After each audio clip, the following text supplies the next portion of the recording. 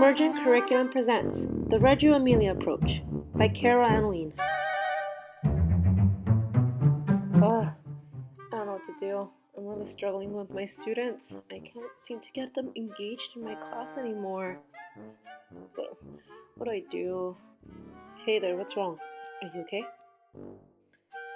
No, it's just, I've been teaching my kinder students for a while now, and I'm following my curriculum and my guides, but it just seems my students aren't responding to my lessons anymore. I just don't know what to do. How does a teacher in a system designed for efficiency, accountability, and high test scores offer non-traditional teaching or learning opportunities that go beyond rote memory, right answers, direct instruction, and testing of young children?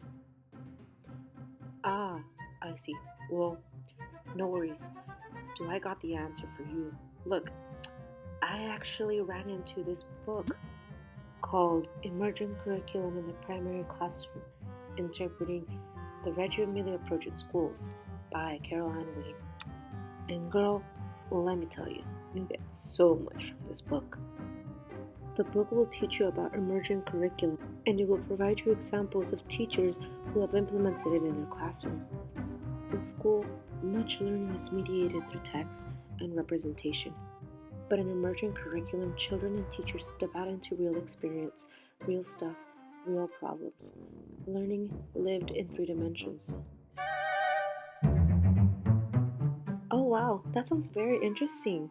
But how does that work? With standardized tests coming up, we have to meet these expectations item by item. How is it possible that we give students this freedom to choose what they want to learn?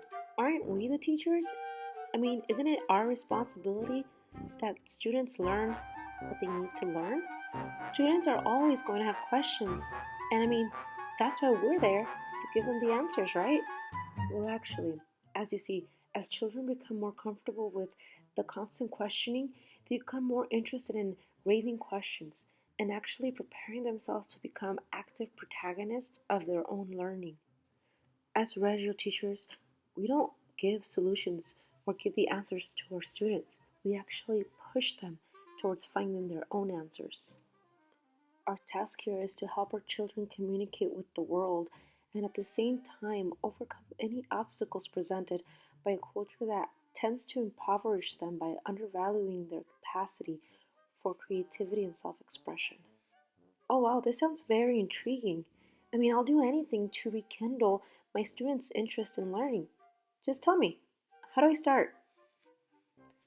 Well, emergent curriculum starts with a provocation introduced by a child, or sometimes even a teacher or a parent or somebody in the community. And it can usually start with an idea or an event, an object that captures your children's imagination and desire to learn more. But before you start thinking of trying this, I really suggest you to get this book. Just get it and start reading it. You'll learn how emergent curriculum makes children want to learn and teachers want to teach. You'll learn how to build a collaborative learning relationship with your students. You'll also encounter major contributions that this book provides to teachers and students. One is relationality, which includes the relationship building among people. This means that one must de-emphasize evaluation and measurement and think more broadly of how one system affects one another. The other one is reciprocity, which means there's a mutual exchange between the teacher and the student. This sharing of power allows room for all to be included and each to have a voice. Lastly, it emphasizes collaboration, which is a key aspect to the Reggio Emilia approach, where we emphasize a more collective rather than an individualized vision of working together. The book also provides 3 other big ideas that the teachers from this book experienced during the Reggio Emilia practice. Students were learning how to take responsibility and become active protagonists of their own learning. Teachers also learned that students have a right to participate as citizens in a society. This adds a responsibility to adults to provide adequate resources that permit full participation as members of the region society.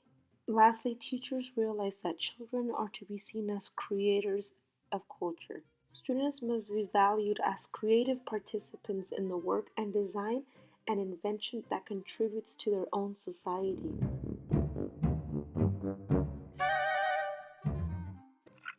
Just like in backwards design, we must think about what our students need to learn. We can bring in the broad idea and what we expect students to learn. Our questions will guide students to think about what they are trying to understand, and students will have the freedom to create the activities they need in order to demonstrate their understanding and while exploring their creativity.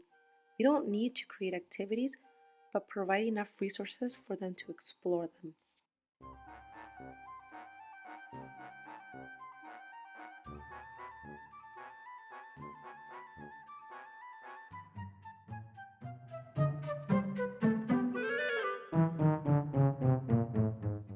Novice to expert taught us that there is a journey that we will have and steps that we must take in order to be experts in something. Teachers and students are in the same journey as they both begin to encounter this new experience in the classroom.